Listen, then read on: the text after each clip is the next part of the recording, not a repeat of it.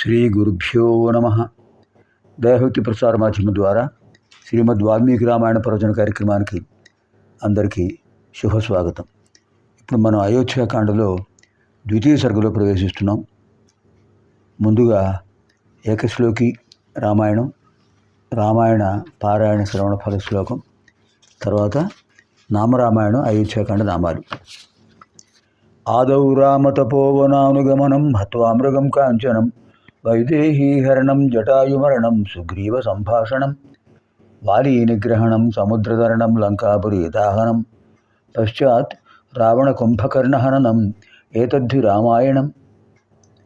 యః కర్ణాంజలి సంపుటైరహరః సమ్యక్ పిబత్యాదరాత్ వాల్మీకేర్వదనారవిందగళితం రామాయణాఖ్యం మధు జన్మవ్యాధి జరా విపత్తిమరణైరత్యంత సోపద్రవం సంసారం సవిహాయ గచ్చతి పుమాన్ విష్ణోః పదం శాశ్వతం.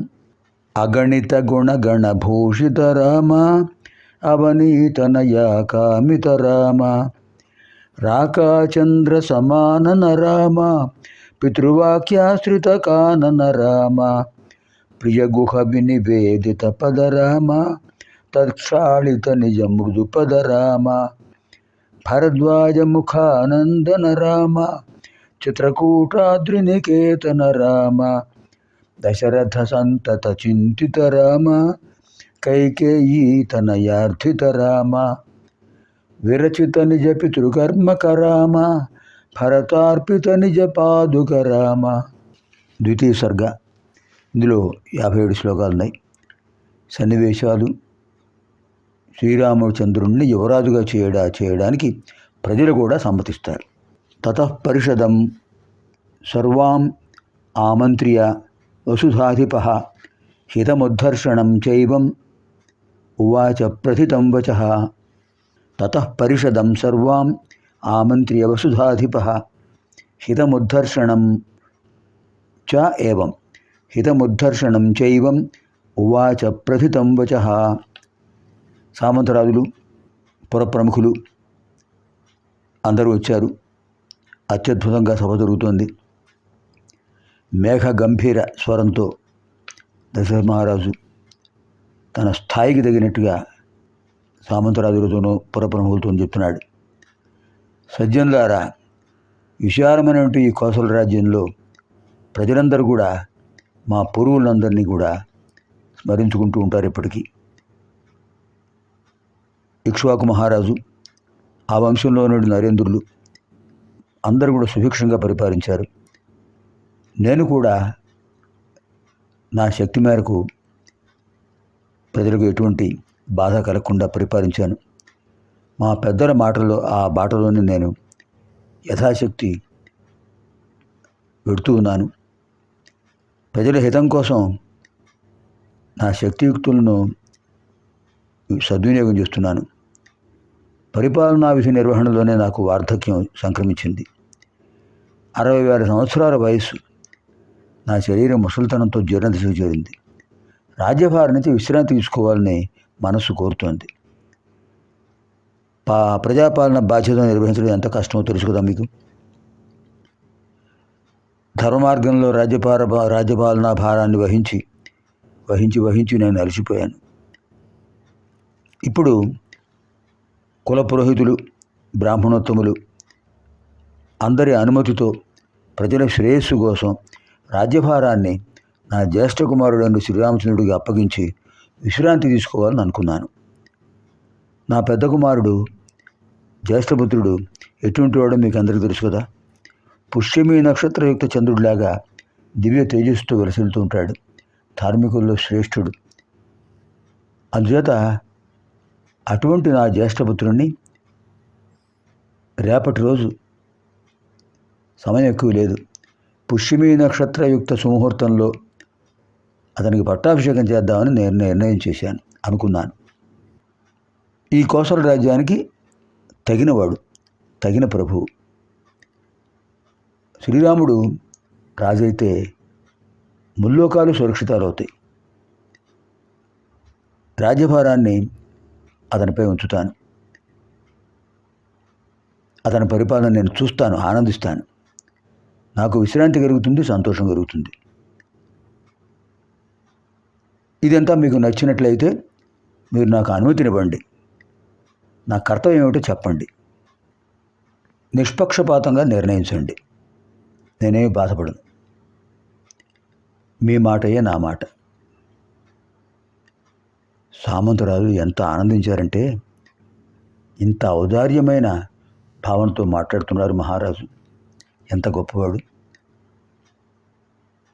అలాంటి మహానుభావుడు. నిజమే, ఆయన విశ్రాంతి తీసుకోవాలి, పెద్దవాడైపోయాడు, వృద్ధాప్యం అయినా కూడా సమర్థవంతంగా పరిపాలించాడు. అందరూ ఏకగ్రీవంగా ఆమోదించారు దశరథుడి అభిప్రాయాన్ని.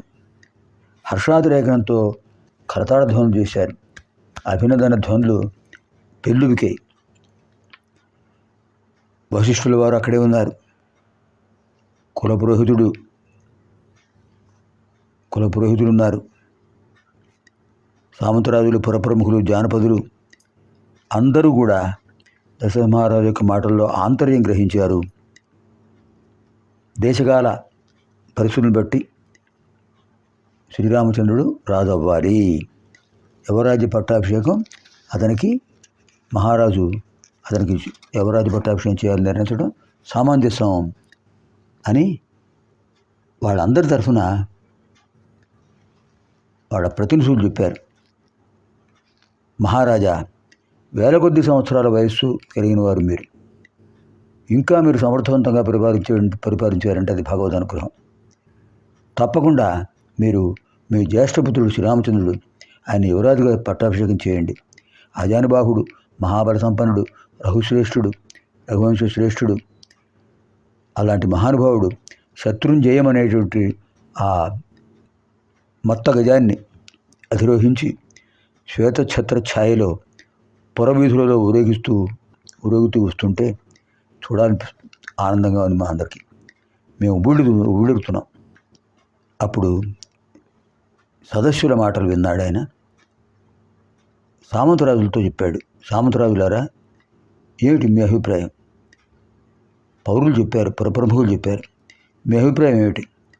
మీరు నా పరిపాలన పట్ల సంతృప్తి ఉందా, అసంతృప్తి ఉందా చెప్పండి.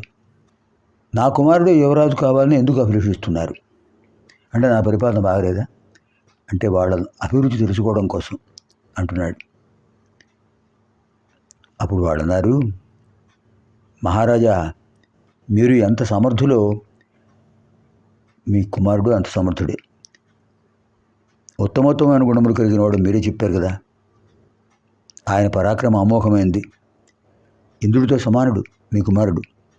శ్రీరాముడు లాంటి సత్పురుషుడు లోకంలో ఇంకెవరు లేరు.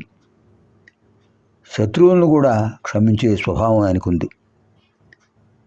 ఎవరినైనా సరే తన మాట మీద నడిపించగలవాడు, నచ్చ చెప్పగలవాడు. ఆ సమర్థత ఆయనకుంది. క్షమాగుణంలో భూదేవితో సమానుడు, బుద్ధిలో బృహస్పతితో సమానుడు, పరాక్రమంలో సాక్షాత్తు ఇంద్రుడే.